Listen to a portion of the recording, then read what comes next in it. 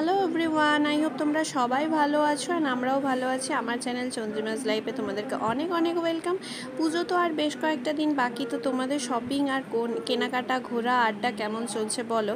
আমার বেটা যেহেতু খুবই ছোট, ওকে রেখে বেরোনোর উপায় সেরকম থাকে না, বাট সুযোগ সন্ধানের এতে থাকি আমরা যে কখন একটু ঠিকঠাক চুপচাপ থাকবে আর বেরোতে পারবো। যাদের ছোট বাচ্চা, আই হোপ তোমরা আমাদের সাথে একটু হলেও বুঝতে পারছো যে আমাদের ম্যাটারটা এখন কীরকম দাঁড়িয়েছে।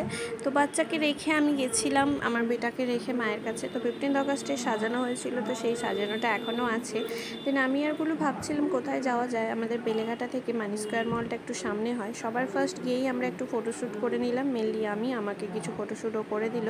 দেন আমরা ফুড কোর্টে চলে গেলাম। ওখানে না কার্ডে রিচার্জ করতে হয়। আর এখানে দেখো এই প্লেইং জোনটা ছিল, এখানে বাচ্চারা বেশ খেলাধুলো করছিল, তো কার্ডে রিচার্জ করে নিল। দেন আমরা ওয়াও মোমো, পিৎজা হাট, কেএফসিতে প্রত্যেকবারই খেয়ে থাকি, তো এবারে চয়েস করলাম যে ওয়াও চিকেনে খাবো।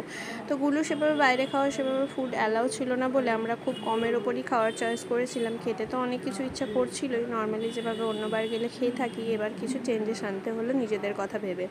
তো পেরি পেরি গ্রিল চিকেন নিয়েছিলাম 4 পিসেসের যেটা ছিল। আমরা বার্গারও নেব ভেবেছিলাম, কিন্তু নিতে পারলাম না।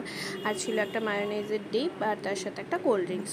বসে গিয়েছিলাম খাওয়ার জন্য। অনেকটা দিন পর নিজেদের মধ্যে একটু সময় কাটানোর সুযোগ পেলে কাদের না ভালো লাগে বলো। আমার মনে হয় সবারই ভালো লাগে, তাই না? তো মলটা ভীষণ ফাঁকাই ছিল, ভীষণ একটা ওয়েট করতে হলো না। 15 মিনিটসের মধ্যে মোটামুটি খাবার ডেলিভার হয়ে গেছিলো। ওখানে তো সেলফ সার্ভিসগুলো এসে নিয়েও চলে এলো। আর কোল্ড ড্রিঙ্কসটা একটু চেঞ্জ করা ছিল, বটলটা একটু টাল ছিল, ও গিয়ে বটলটা চেঞ্জ করে নিয়ে এলো। দেন আমরা দুজনে মিলে খেয়েও নিলাম। আর প্ল্যানিং ছিল ওখান থেকে যখন বেরোবো তার আগে একটু ওয়েবসাইট বা ম্যাক্সে একটু দেখে নেবো কিছু কালেকশন আছে কি না। আমার কিছু সেরকম শপিং করা ছিল না, বিকজ আজকে টোটালটাই ছিল জাস্ট ঘুরবো বলেই প্ল্যান করে গেছিলাম। সেরকমভাবে শপিংয়ের প্ল্যানিং করে গেলাম না, বাট ভাইয়ের জন্য একটা টি শার্ট নেওয়া ছিল, আর গুলো যদি কিছু পছন্দ হয় নেবো ভেবেছিলাম। চলো এবার ম্যাক্সে যাওয়া যাক, তোমাদের সাথে ওখানেও কিছু কালেকশন আমি শেয়ার করে দিচ্ছি। প্রথমেই গিয়ে যেটা চোখে পড়লো সেটা হচ্ছে স্বদেশি শার্টস, এগুলো 599 করেছিল। এগুলো যারা ক্যারি করতে পারে তাদেরকে খুবই সুন্দর লাগে।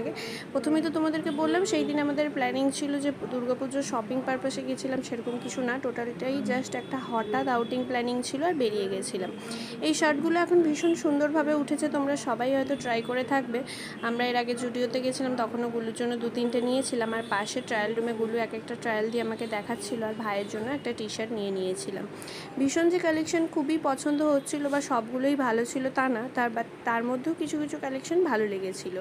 আর শার্টগুলো তো খুবই ভালো লাগছিলো, বাট প্রিন্টের শার্ট সেরকমভাবে গুলো তখন নিতে চাইছিল না। এখানে বিভিন্ন রেঞ্জের টি শার্ট ছিল, 599, 899, 699, বিভিন্ন রেঞ্জের। এই টি শার্টের মধ্যে কিছু কালেকশন আমাদের ভালো লেগেছিলো, গুলোকে ট্রায়াল রুমে পাঠিয়েও ছিলাম। আর এই স্ট্রাইপ দিয়ে টি শার্টটা নিয়েছিলাম ভাইয়ের জন্য। ওর জন্য একটু রেগুলার ফিটের টি